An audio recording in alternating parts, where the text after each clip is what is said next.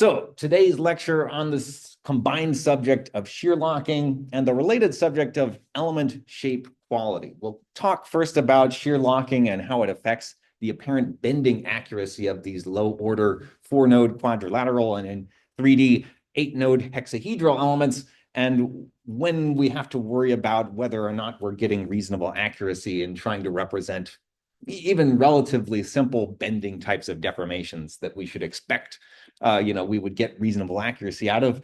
But for various reasons, as we'll see, the elements will appear overly stiff in these kinds of bending modes of deformation. So in order to motivate the actual description of what this phenomenon of shear locking is, we should probably start with a description first of simple bending deformations. So going basically back to our basics of engineering beam theory, if you like. So hopefully this might be a familiar sight to you if you've gotten sick of seeing all these kind of like finite elements and all this. We're just back to classical beam theory.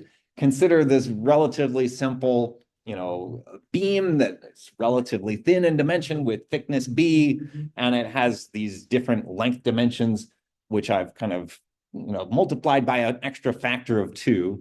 So the overall length of this beam is 2W, the overall depth of the beam is 2H, and we subject this relatively long, thin beam to some bending moments at its ends. So define some bending moment, which I call M with a superscript bar. And at the ends of this beam, we're going to try to apply these moments. And we could certainly do that in the classical sense just by supposing we're imposing these kind of concentrated, bending moments or torques at the ends of this member.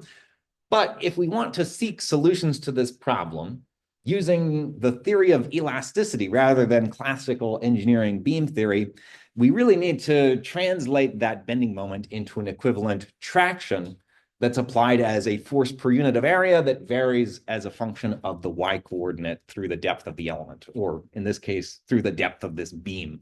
We haven't even necessarily discretized this problem yet. And in fact, we can seek a solution that is, an exact solution according to the theory of elasticity. That's what we're going to pursue first.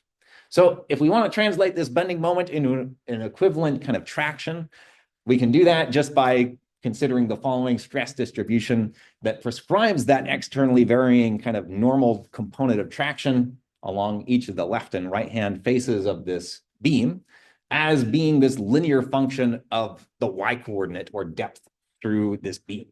And it turns out that you can establish this relationship. You might even recall it off the top of your head. It's simply a statement that the traction, at least in this case, assuming, the orientation of this bending moment as being, shown here, is proportional to my divided by I, where I is the second moment of area of the beam. All right, relatively straightforward. Some of that you might recall and remember off the top of your head even. But regardless, given this bending moment that we've applied to the ends, the resulting internal state of internal forces throughout this beam in pure bending should be such that we'll have some internal variation of bending moment that is constant. For any cross-section that we cut through the center of this beam, we should find that on that cross-section, there should be no net or resultant normal force acting across those cuts. There shouldn't even be any resultant shear force acting across any of these cuts that we might make through the middle of this beam by our method of sections. The only kind of internal distribution of stresses that should happen across some internal cut are due to this imposed bending moment. So it's a constant moment throughout the entire length of the beam. All right, relatively simple. We can find solutions to this beam bending problem using classical engineering beam theory, or by the theory of elasticity. And assuming plane stress conditions in particular, we can actually come up with an exact solution that expresses not just, what's the transverse deflection of this beam subjected to, these external bending moments, but also what are the different components of displacement expressed, in terms of, both axial X displacement and vertical Y displacement. So it's not so hard to kind of work out this solution. But what we find is that the resulting displacement of this beam will actually have a form that is quadratic. So the resulting functions that express the variation of the x and y displacements at different points within this beam will vary as functions of x and y coordinates, x being the length, y being the vertical coordinate relative to the medial or neutral axis of the beam. All right, so we have some kind of quadratic variation in, the y displacement, quadratic in both, axial coordinate x and also the y coordinate. And then the x component of displacement has this kind of mixed xy term in it. And you'll notice that I'm defining in terms of these displacements some additional displacement parameter, which I've labeled kappa. Kappa, in this case, actually has the interpretation of the bending curvature of this beam. So bending curvature, there's a lot of different ways that you can define bending curvature, but maybe the most classical way to interpret it, if you're familiar with, classical engineering mechanics, is that the bending curvature is nominally proportional in an Euler-Bernoulli kind of beam idealization to the second partial derivative of the y component of this displacement with respect to x. And you could work that out. But in any case, that's kind of nominally what the bending curvature is intended to represent.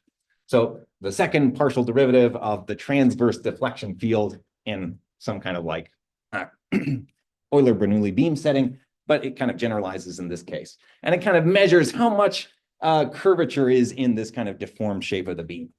All right, we can then go ahead and, given this exact solution for the displacement field, figure out, what's the gradient of this displacement field. From that, we can determine what's the strain field throughout the element, all the different components of strain. And we notice some interesting things that certainly the axial strain, or the xx component of strain, varies as a function of y. It's a linear function of y through the depth of the beam. But also, in addition to the xx component of strain being a variable function of y, we also notice that there's a component of yy strain. So in fact, it's not just the case that there's some kind of axial strain in the beam. Different kind of layers through the depth of this beam will experience also some kind of compression or expansion in the vertical direction as well. Somewhat interesting. And it also varies as a function of y coordinate, and it's proportional to Poisson's ratio. So in other words, if we have, let's say, some fiber in this beam that's elongated on the top, side of this beam, if it's stretching out in the axial direction, and if I have, some non-zero Poisson's ratio, then if that kind of material fiber is extending in the x direction, it should also be kind of contracting inward a little bit in the y direction, proportional to exactly the Poisson's ratio. Hence why we have that extra, dependence there. But in the end, we nonetheless find that the only kind of stress that we should see in this beam is precisely just the xx axial component of stress that indeed, as we expected, varies as a function of y coordinate through the depth of the beam. So we recover what we expect the exact solution for this distribution of internal stresses should be, consistent with our classical engineering beam theory. So hopefully that all kind of makes sense and kind of reconciles some of your thinking about this. You'll also notice this particular problem shows up on that practice midterm. So some of the details that I present here overlap with some of those kind of things that are discussed in that particular practice problem, just to give you a little bit of extra intuition and preparation, I think, for the coming midterm. All right, so now, given this kind of description of beam bending deformations, and considering that back in the days when you were taking classical engineering mechanics courses, you had this description of beam bending as kind of relating two different quantities of interest. In particular, the bending curvature at some kind of local slice of the beam, and whatever internal moment might be acting on that kind of slice in the beam. And in the end, what you would find if you were to go through the exercise in classical engineering mechanics is that you could derive a relationship directly between the bending curvature in some section of the beam and the corresponding internal bending moment in that small section of the beam. And that moment curvature relationship, you might have even just, committed to memory, or perhaps even recall off the top of your head, simply said that bending curvature could be directly related to internal bending moment through this kind of bending stiffness, if you like, E times I. So E being the Young's modulus, I being that second moment of area. So what's interesting is that even though we really haven't established this relationship through that kind of classical elasticity solution that we've developed, we've instead approached the problem by supposing that there exists some deformation of this beam that's proportional to kappa. But I haven't yet related this bending curvature to the corresponding bending moment that I've applied to the beam. I've just said, I suppose that the solution will look like, this kind of quadratically varying field, but I haven't established this relationship yet. I haven't come up with the relationship between bending curvature and bending moment. To do that, I actually have to go through a few different steps, and there's a few alternative ways that you can do this. But the way that I'm going to choose to approach this problem of trying to establish that relationship between bending curvature and bending moment is by doing something a little bit funny. I'm going to use some of these classical energetic principles in mechanics, and in particular, something called Castigliano's theorem. Who here recalls, perhaps from your classical undergraduate coursework, this notion of Castigliano's theorem? Raise your hand if you've heard of this before. A few of you, maybe not all of you. All right, well, all you really need to know is that Castigliano's theorem is in some ways intimately connected to the notion of the principle of virtual work.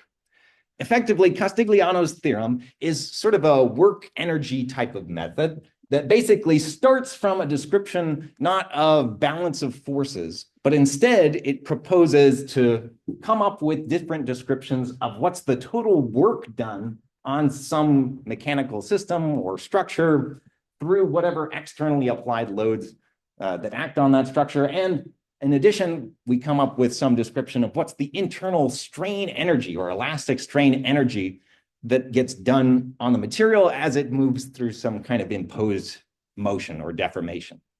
So we can come up with these descriptions of external work done by the kind of imposed tractions, that kind of bending moment that we put on the ends of this beam. We can also come up with a description of what's the internal elastic strain energy, which it turns out can be shown to be equal to just the integral over the total volume of this beam in this case of the inner product of the stress times the strain and with an additional factor of 1/2 put on it. So if I have expressions for the stress tensor and the strain tensor, their individual components, I can come up with that expression for the internal strain energy. Similarly, the external work is just proportional to the external traction multiplied by the displacement through which that traction would kind of act on each individual material point, integrated over the boundary of this whole beam.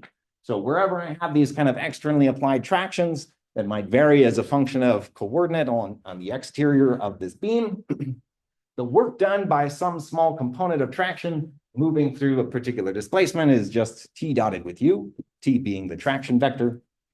And if I integrate that over the boundary, I come up with the total work done by those tractions in kind of deforming the ends of the beam. Now, I can carry out these integrals. Nothing particularly interesting about this. I can just plug in some of the previously established relationships for the displacement field, the strain field, the stress field into those expressions that I was showing before. I can also use this expression for how I know the traction, the external traction should vary along the left and right ends of this beam. I can plug that into each of these expressions, turn a little bit of the crank, not too interesting. You can kind of maybe work through the details if you're interested. And eventually I can come up with these expressions that say that the total external work is proportional to 2 times W and then multiplied by M times kappa. The internal work by comparison, or the internal strain energy, is proportional to W times EI times kappa squared. And Castigliano's theorem basically says that if I want to come up with a balance of forces, an expression that says, the sum of forces on some mechanical system equals 0, it turns out that I can derive such equations by postulating for effectively this statement. The partial derivative of the external work with respect to some displacement parameter gives me some equivalent or conjugate force, external force, and also taking the partial derivative of the internal strain energy with respect to that same displacement parameter, in this case, the bending curvature kappa, I can come up with, from this expression, actually, a complementary expression for the internal force in the structure. And that balance of external versus internal force effectively is expressed precisely through this relationship, such that this term minus this term should be equal to zero. It's effectively a statement of a balance of forces, or in this case, a balance of moments. Now, if I express this as basically needing to be equal to zero, I can take those two partial derivatives of W external and U internal, compute their partial derivatives with respect to the bending curvature kappa, and what I derive is precisely that kind of moment curvature relationship that I desired. So I come up with this relationship between bending moment and bending curvature, as I expected, just through this principle of Castigliano's theorem and some kind of work energy methods. All right, so that's interesting. It gives us kind of a good foundation and, confirmation of what we expect to find. However, what I want to see is how good are my finite element solutions now in solving this rather simple bending problem, right? I mean, it's a very classical bending problem, pure bending, and we should hope that we should get reasonable accuracy just using standard elements because, well, I mean, if we take a look at the exact solution for this problem, we notice that at least our solution for the strain field and for the stress field, it expresses the solution as being this kind of linear function. Or in other words, the stress through the depth of the beam varies as a linear function of y coordinate, and so does kind of like the strain through the depth of the beam. So if that's the case, could it be possible that, even just with our simple low order 4-node quadrilateral elements, could we potentially even reproduce exactly those bending distributions through the depth of the element? And, you would think logically, yeah, that should be the case. I should be able to reproduce some kind of linearly varying stress field through the depth of the element. And if that's the case, then I should expect, even just with a simple 4-node element, I should get reasonable accuracy in trying to represent these bending types of deformations. So along those lines, we can try to discretize exactly this problem, but making a few modifications, we have to actually treat this problem in terms of symmetry. So rather than considering that whole beam that's floating in midair to which we apply these kind of bending moments, instead, we're going to actually impose some symmetry boundary conditions. So take that beam, cut it in half, and impose these kind of constraints on this symmetry plane, basically saying that along this medial symmetry plane, points along that symmetry plane can't displace to the left or right. And let's also put a roller at the bottom right-hand corner of this thing just to make sure it doesn't kind of fly off in the vertical direction. Now we can discretize it into any number of elements that I like. In this case, I'm just going to discretize into a nice 4x4 grid of elements. Defining some boundary conditions, plugging this into our finite element analysis program written in MATLAB, we can kind of get some results.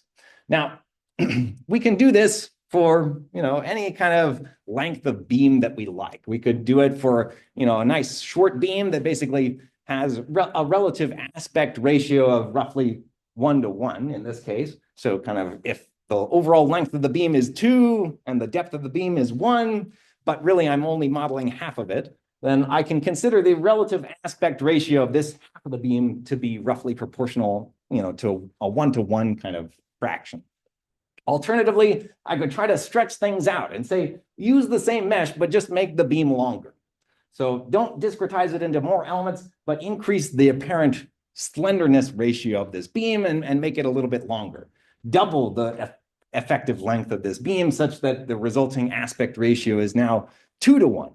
And I could continue doing this, increase the aspect ratio to 4:1, 8:1, 16:1, approaching conditions that are more in line with what you would expect, actual beams to look like. Really long, slender members where the aspect ratio or kind of the slenderness ratio might be in typical cases closer to like 20:1 or something like that for a standard structural member in some, larger structure as a whole. But what we find in running this problem, and again, assuming that our elements are getting longer and skinnier as we also elongate the structure itself, we find that in comparing the actual solution we get out of our finite element program to what we expect the exact solution should be for the displacement, let's say at this point, right? Kind of where we expect the maximum transverse deflection to occur. What we find is that at least if we had a reasonably small aspect ratio of roughly 1 to 1, we get pretty darn good accuracy. It's like almost spot on. And then, we increase the aspect ratio to roughly 2 to 1, and it's still pretty good. I mean, it's, still to within like this second digit place. So still pretty accurate, but not as accurate as in the case of a 1 to 1 aspect ratio. Increase that to 4 to 1. Now it's not looking as great. I don't know. It's like not even matching in the first digit place, or the first significant digit place. So it's getting poorer in terms of solution accuracy. Now, if we go to 8 to 1, or even worse, 16 to 1, now the accuracy differs by either a factor of 2 or maybe even a factor of 7.5, respectively, in each of those cases. So clearly, something's going wrong. Like the level of accuracy in predicting the deflected response of this beam is becoming really, really bad as we increase this aspect ratio of the structure. So what's going on? And, first of all, is this a concern? Obviously, I mean, maybe the deflected shape doesn't look so good, but maybe our stresses, maybe if we're predicting the stresses right, does it really even matter if we're getting the right deflection? Well, it depends on your analysis, right? I mean, if at the end of the day, let's say you were trying to run a buckling analysis and you wanted to know at what kind of maximum applied loading does the structure kind of buckle outward and by what amount. If you're under predicting that transverse deflection, then that's really a problem. You don't want to be under predicting the transverse deflection. Or if you're trying to design for some maximum transverse deflection or serviceability limits or things like that, then certainly this presents a problem. You cannot tolerate that kind of level of inaccuracy. That's almost an order of magnitude lower than what it should be, at least in this case of like a 16 to 1 aspect ratio. So what the heck is going on here? And how do we get around this problem or try to avoid it? That's really the goal. So to understand that, we can actually take a step back, and rather than considering that whole mesh consisting of a 4x4 array of elements, let's just look at one element. As I said before, what we expect is that really, even just with this one element, subjected to kind of equivalent bending deformations applied at the nodes, we can prescribe some kind of approximation to what we think the bending distribution should look like for this single element by supposing that, in fact, we can just use that same curvature parameter kappa, prescribe some deformations at the nodes, and at least we get the right distribution of displacements along the left and right edges of this thing, right? We assume that the cross sections at both left and right ends of this element, deform, but they deform in such a way that they also remain planar after the deformation occurs, consistent with classical Euler-Bernoulli beam theory and so forth. The one thing that's evident from this deformed shape of the element, however, is that it clearly lacks that kind of nice curved shape, as we saw, being characteristic of the exact solution. And in fact, if we try to prescribe this deformation to try to emulate the bending of some kind of curved beam, what we lack is any transverse deflection in the y direction at all. It's just not even present because, well, our simple 4-node quadrilateral element just cannot represent a quadratically varying displacement field. It's just not possible to represent such a displacement field using these low-order 4-node elements. So this is as good as we're going to be able to do. Okay, that's fine. Well, let's just see, how at least do we get the right distribution of bending stresses through the depth of this element. So we can take this description of the resulting displacement field within the element. We can turn the crank and figure out what's the gradient of that kind of finite element displacement field, or the approximation to what we think the bending, displacement field should look like. Compute the strain field. And what we notice, interestingly, from the strain field is that we do still have that linear variation with respect to y through the depth of the element of the axial component, the xx component of strain.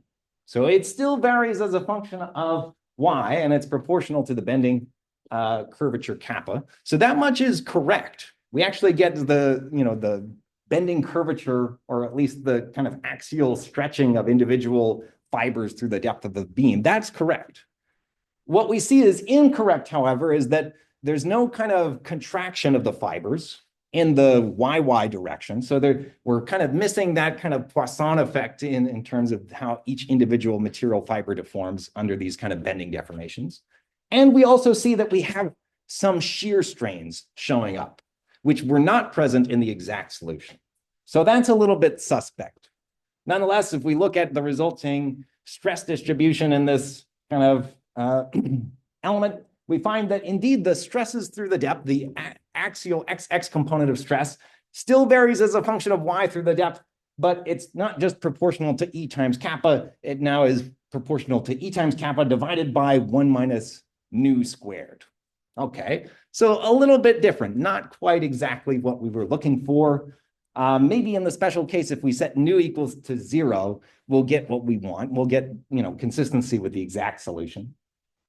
But the other troubling things that we see is that, in fact, there is a component of YY stress through the depth of the beam that's proportional now to nu, and it varies as a function of Y coordinate. And also we have these shear stresses that arise because we had those shear strains showing up, both of those things not being present in the exact solution. So clearly there's some discrepancies here. It's not, what we expect to get, but, we kind of knew it was going to be different because obviously there's no way we can capture that kind of curved bending, deformation using just a single one of these quad 4 elements. So what is the consequence of this? And more specifically, can we kind of make some equivalent statements about the relative stiffness of our 4-node element placed in this bending mode of deformation by trying to come up with a similar relationship to the one that we derived previously for the effective bending stiffness of that beam given the exact solution? We went through this procedure by saying, well, let's derive this relationship between the applied bending moment and the apparent bending curvature in our beam to come up with this expression, the linear relationship in terms of E and I. We could do exactly that same procedure given not the exact solution and the resulting solution fields that came from it, but using the overall same procedure, applying Castigliano's theorem and these principles of work and energy to come up with a similar relationship between M and kappa by effectively taking those different external work terms and the internal strain energy using the results from that finite element solution field that we obtained on the previous slide. So instead, taking our epsilon superscript h and sigma superscript h, our finite element solutions for this bending field, plugging them into the expression for the internal strain energy in this single 4-node quadrilateral element, we get some complicated expressions that show up, but we can push it through, work through some of the resulting integration, simplify terms a little bit, manipulate things. And at the end of the day, what we find is, applying Castigliano's theorem, we could go through all those steps. But at the end of the day, what we find is that we get a similar looking relationship. In fact, we get something that looks like M equals EI times kappa. But instead of just EI for the bending stiffness, we get this extra scaling factor, which I'm calling this bending stiffness ratio. It's effectively an additional scaling factor on that apparent bending stiffness of this element on account of the fact that we're not exactly representing the true deformation as we would expect for a beam. So this scaling factor is shown in this box here, and it has some dependence on the Poisson's ratio and also on kind of the relative dimensions of this kind of like simple single element, W and H. And in particular, it depends on their ratio squared. So we can define this W times H as being kind of like an aspect ratio of the element. It's a measure of, how long is the element relative to, how deep it is. And then obviously Poisson's ratio is just kind of like the material parameter. So we'll get slightly different behaviors depending on how we've chosen these parameters. But we want to know exactly how does the apparent stiffness of this element in bending change when we play around with each of those two different parameters, Poisson's ratio and this kind of element aspect ratio or slenderness ratio, if you prefer. So let's take a look at that. Well, we can plug this in choose different particular values of Poisson's ratio and that element aspect ratio, and we can see how much is this scaling factor affecting the apparent stiffness of the element in this, various, like bending modes of deformation. So if we set Poisson's ratio equals 0, so basically assume no incompressible material behavior, it's a perfectly compressible material. And if we set the element aspect ratio to a roughly 1-to-1, then what we get is that this bending stiffness ratio tells us that our finite element stiffness of a single element in bending is still roughly 1.5 times greater than what the bending stiffness of a beam would be given the exact solution. So clearly it's a factor of 3/2 too stiff. That's concerning, but maybe it's something we could live with, especially if we just use more elements. We can refine our mesh and we'll ensure that we'll actually converge to the right answer. So this, at the end of the day, is not so bad. We could also go ahead and say, well, let's see what happens in the extreme case where we set Poisson's ratio equals to 1/2, still keeping the element aspect ratio roughly 1-to-1. So incompressible material behavior, we would expect, possibly volumetric locking to show up in this case. But because we're using actually a plane stress element, it actually alleviates some of the negative effects of volumetric locking. And it turns out that it doesn't really increase this bending stiffness ratio all that significantly. We find that, now the bending stiffness ratio is something like 1.667 or so. So a little bit higher, but still something we can deal with.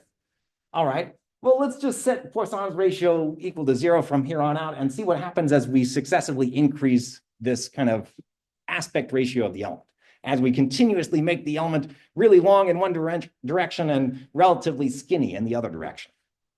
What we find as we increase this ratio, the apparent bending stiffness increases as basically the square of that slenderness ratio, or the aspect ratio of the element. So if it's nice 1-to-1, perfectly square, it's not so bad, but double it, now it's 3 times too big, quadruple it, now it's almost 10 times as big, and if you get closer and closer to like, 8 or, an aspect ratio of 10-to-1, now it's like 30 times too big. Way, way too stiff. That's huge. And obviously it gets worse and worse as you increase the aspect ratio of the elements. So clearly, if we use long, skinny elements that have a longer dimension in one direction as compared to the others, we're actually going to get really terrible accuracy in trying to represent bending deformations. So what the heck is going on? Why is it so stiff? What accounts for this behavior? Is it volumetric locking, the subject that we discussed in the previous lecture? Is it something that we can deal with just by using selective reduced integration and that kind of technique that we described in the last lecture? What do you think? Do you think that's going to help?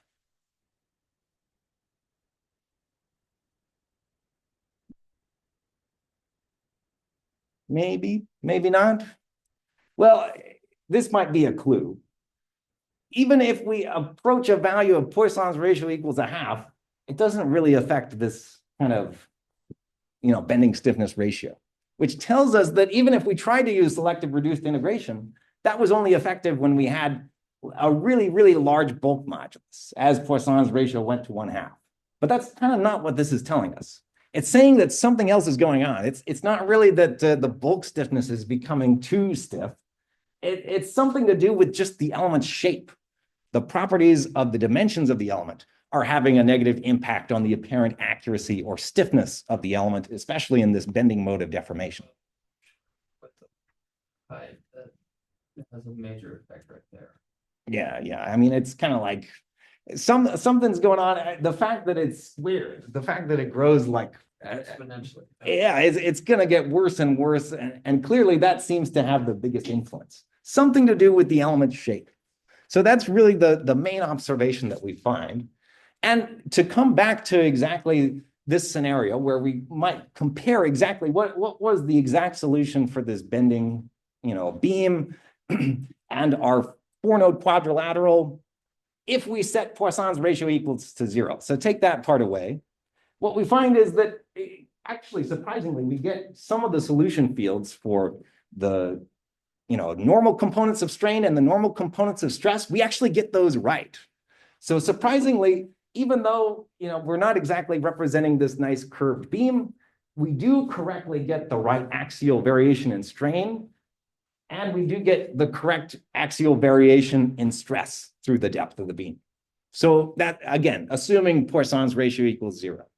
That's not the case if you set Poisson's ratio not equal to 0. But the main discrepancy in this case is not to do with these kind of like axial strains or stresses through the depth of the beam, but rather it's the shear strains. So what we find in the exact solution is that we expect both the shear strain and the shear stress throughout the element, or rather throughout the beam as a whole. It should just be 0 everywhere. By comparison, we look at our finite element solution just for this single 4-node quad.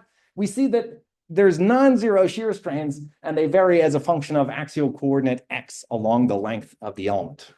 So on the left side of the element, small kind of like interior patches of material at the integration points, let's say, in this element, will be shearing kind of to this way. And then kind of on the other side of the element, they're deforming the other way. So each individual material point on different sides of the element is shearing in different directions. And it has to do with the fact that the element just can't deform in this kind of nice curved shape. If it were able to deform in this nice curved shape, then it would actually get rid of that shearing deformation that's happening. One way to interpret this as to why this is happening is to actually think of this element as almost like a bundle of straws or a bunch of layers that are kind of like stacked on top of each other. And if you think about what would happen if you took that kind of stack of straws or kind of a bunch of layers glued together, and you tried to deform that stack of material in this fashion, like we're doing to this element, what we expect is that kind of, layers on the top of this kind of stack of, you could think of it as like layers in some kind of laminated composite structure or something like that. Layers on the top of the stack will want to elongate. Layers on the bottom of the stack will want to contract. And relative to, the layer below it, the one on top will want to elongate more than the one below it, such that there will be some kind of relative shear happening between those two adjacent layers in this beam. Now, that doesn't happen so much if we kind of put the beam into this state of bending and it has curvature. But if we keep the beam flat while we try to do this, now we introduce this additional shear strain that shows up, basically between adjacent layers in this kind of layered representation of this finite element. So that's the problem. And the resulting shear strains and shear stresses that show up are sometimes called parasitic shear strains. Parasitic because, we don't want them. We get the right shear, internal distributions of axial strain and axial stress within this kind of finite element beam, as it were. But in addition, we get these, latched on extra shear strains and stresses that are kind of making the element look way too stiff, way more stiff than it should be. So they're unphysical. It's a consequence of our element discretization that it's just incapable of representing the true solution.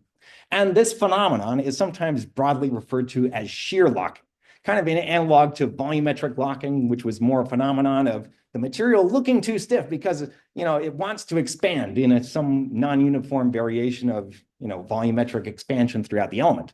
Now, shear locking is the phenomenon where the element looks too stiff, but it's a consequence of local pieces of material deforming in shear in this kind of non-uniform way throughout the element. So shear locking is really the reason why the elements look too stiff. And it gets way, way worse as the aspect ratio of the elements increases. So as we have longer and skinnier elements, this kind of effect becomes more and more prominent. So that's really the reason as to why this whole phenomenon is showing up. We have these unphysical parasitic shear strains in the solution. So how do we fix it? How do we address it? Well, there's actually several solutions. And probably the easiest one is, kind of the most boneheaded one.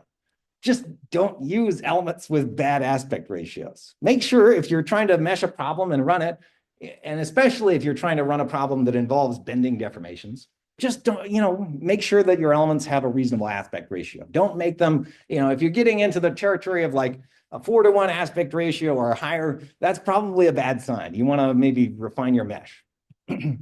Alternatives to that span a whole bunch of other things that we could talk about, and we'll only touch on a few of them. But I will allude to the fact that you might be tempted to say, well, couldn't we just get rid of this whole shear locking phenomenon by using reduced integration, right? Because the integration point right at the middle of the element, it's not seeing any of that kind of parasitic shear strain at all. And in fact, there are certain specialized element formulations that do try to use various alternatives to selective reduced integration to try to avoid, sampling those parasitic shear strains that might show up in the element. But it still kind of introduces some complexities, and there's some disadvantages to doing that. In any case, if you see element formulations offered in the literature or in whatever kind of analysis program you're using that suggest that they're trying to address this issue, then that might be a good option for you if you're trying to, actually model a structure that's in bending, but you have to use elements that don't have a nice, perfect one-to-one aspect ratio. But other options that you could look at, certainly if we'd use a quadratic element, that would have been able to actually deform in this pure bending mode, and we wouldn't have had this problem at all. So if we can go to higher order elements, we can actually significantly improve bending accuracy and avoid this issue altogether. But that might not always be an option. Other types of element formulations, which are kind of interesting, include these, different variants. Sometimes, they're alternatively referred to as incompatible modes elements, or even enhanced assumed strain formulations. In short, these different alternatives are effectively characteristic of introducing additional internal degrees of freedom within each individual element in the mesh.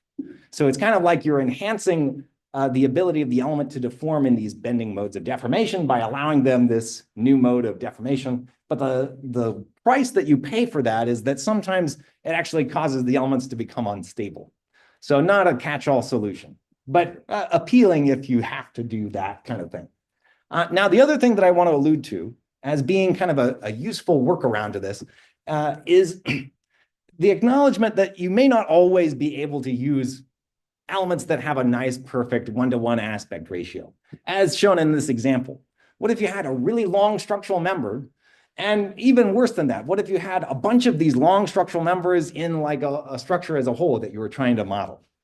Now, clearly, the number of elements that you'd need to maintain that kind of nice, perfect aspect ratio might just be, too large for you to actually run this analysis in a tractable amount of time.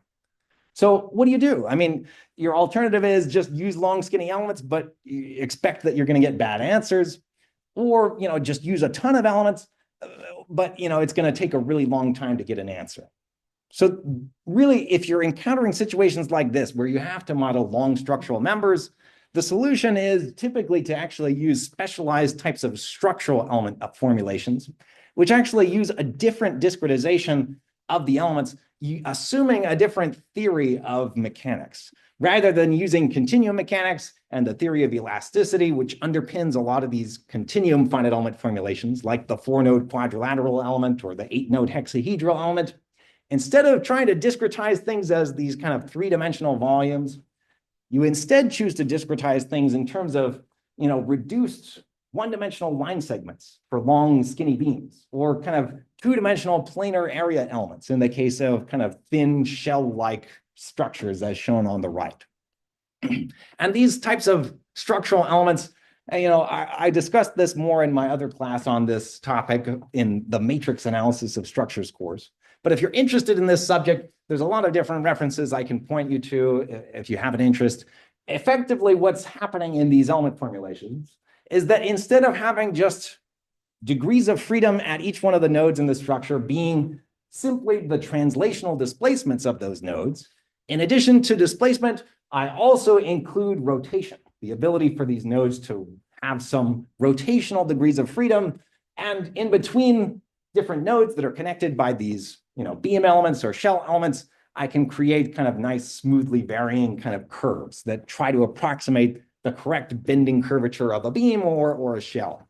So that's kind of the main idea. If you have a large structure that consists of a lot of skinny or thin elements, you might want to consider using beam elements or shell elements, which are effectively what these two things are referred to as.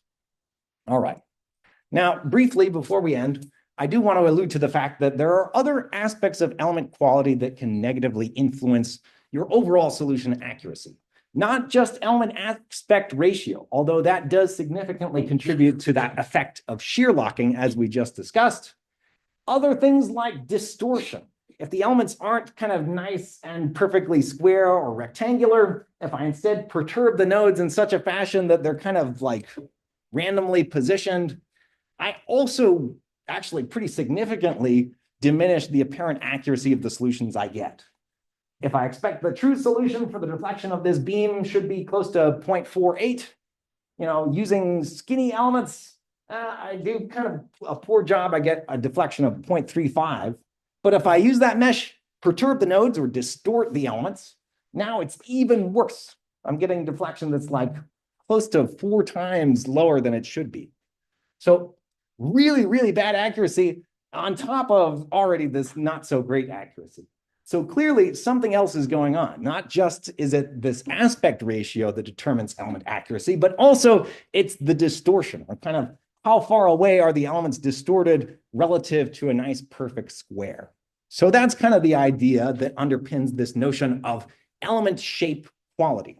Not all elements are good elements. It really depends on what's their overall shape. And there's a lot of different ways that you can characterize the quality of the shape of different elements, spanning a bunch of different things that you could measure. How skewed is the element? How kind of trapezoidal is it? Obviously aspect ratio, the thing we previously discussed. Other things like how distorted or skewed is it? What's the shortest edge of any of these elements? And also this one, maximum interior angle. This one becomes really problematic if you have elements where this maximum interior angle is greater than 180 degrees. In which case, we say that this kind of element that looks like this is inverted. And that's a particular problem that actually shows up on, I think it's question or problem number 2 of this current homework assignment. I've asked you to kind of like investigate, when does the Jacobian of this element become not well defined, depending on kind of the geometry of the element itself. And it turns out that it becomes not well defined in this particular case. So just as a hint for solving problem number 2 on the homework assignment, if you're trying to determine at what point does the Jacobian not become well defined, it's basically when I exceed this criterion. If all of a sudden now I went from a convex shaped element to this kind of concave shaped element, in which case I actually get a Jacobian that could become 0 actually at that corner, which has that angle of 180 degrees, which introduces a whole host of other problems. Or if I, have it totally inverted, then I actually get a negative volume. So the element will just kind of like give nonsensical results in the analysis if you have that happening. Other issues, like if you have skinny edges of the elements, that can also introduce other numerical complications. Both if you're solving problems in this kind of classical quasi-static analysis procedure, you can get really bad accuracy that way. But it can also show up and have issues if you're trying to solve problems using dynamic analyses. Having really, really small or sliver elements in your mesh can actually really limit the number of kind of like time steps that you can actually run in a dynamic analysis if you're using explicit time integration procedures. Now, there are ways you can address this, and a lot of automated meshing tools actually have built-in facilities that allow you to detect and find out what's the relative quality of the elements in my mesh. I can figure out, okay, well, this element's not so good. I can look at different metrics to assess that and determine how do I fix that? Maybe I need to remesh or choose a different discretization to kind of get rid of those bad elements. And in some cases, they'll even have mesh optimization tools or mesh relaxation techniques that can take originally a not so great mesh and try to turn it into something a little bit better. So there are options for how you address this and improve element quality to get better results.